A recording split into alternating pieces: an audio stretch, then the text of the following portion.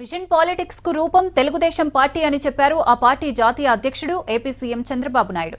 45 ఏళ్లుగా ప్రజా సమస్యలపై టీడీపీ పోరాటం చేస్తూనే ఉందన్నారు. దాడులు, హింస, హత్య రాజకీయాలు, అక్రమ కేసులతో వేధించిన ప్రజా పోరాటాలు ఆగలేదన్నారు. నరహంతకుల పీకలు కోస్తున్న టీడీపీ కార్యకర్తలు తెలుగుదేశం జెండాను వీడలేదన్నారు. ఏపీ అమరావతిలోని టీడీపీ ఆఫీసులో మహానాడు కార్యక్రమాన్ని ప్రారంభించారు సీఎం. కార్యకర్తలెవరూ ఈగోలకు వెళ్లొద్దని సూచించారు. హెల్తీ, వెల్తీ, హ్యాపీ ఏపీ తమ లక్ష్యమని, మహానాడు సాక్షిగా తెలుగు జాతి కోసం పునరాంకితం కావాలని పిలుపునిచ్చారు. ఎవడు ఎదురొచ్చినా మీసం మెలివేసి నిలబడే ధైర్యం మన కార్యకర్తలది. ఎన్టీఆర్ గవర్నమెంట్ని అప్రజాస్వామ్యంగా డిస్మిస్ చేసి అది ఒక చరిత్ర. 30 రోజులు తెలుగుదేశం పార్టీ నాయకులు ఉద్యమ సారథులయ్యారు. ప్రజా చైతన్యంతో ప్రజా జీవనాన్ని స్తంభింపజేశారు. భారతదేశ చరిత్రలో అది ఒకే సంఘటన.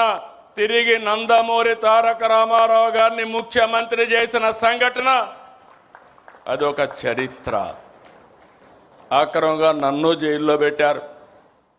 లోకేష్ యుగళాన్ని అడ్డుకున్నారు. ఈ వేదిక మీద ఉన్న చాలా మందిపై అరెస్టులు చేశారు. బాధితులనే నిందితులుగా చేశారు. అయినా ఏ కార్యకర్త, నాయకుడు తల వంచలేదు, వెనకడుగు వేయలేదు, పోరాటాలు ఆపలేదు. ప్రజాస్వామ్యం కోసం, ప్రజల కోసం నిలబడ్డాం. అందుకే 2024 ఇంత మనపు కూడా అనేక సార్లు పొత్తులు పెట్టుకున్నాం. కానీ మొన్న ఎన్నికల్లో మీరు చూస్తే మనం అందరం ఆలోచించుకున్న తర్వాత జనసేన పవన్ కళ్యాణ్ గారు ముందుగా వచ్చి వ్యతిరేక ఓటు తీరడానికి వీలు లేదు, కలిసి పనిచేయాలని అనౌన్స్ చేశారు.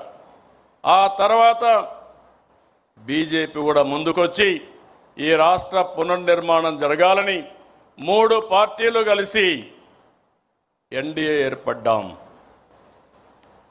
మిత్రపక్షాలతో ఎన్నికలకు వెళ్ళాం. ప్రజలు ఆదరించారు, ఆశీర్వదించారు. పునర్నిర్మాణ బాధ్యత మనకు అప్పచెప్పారు.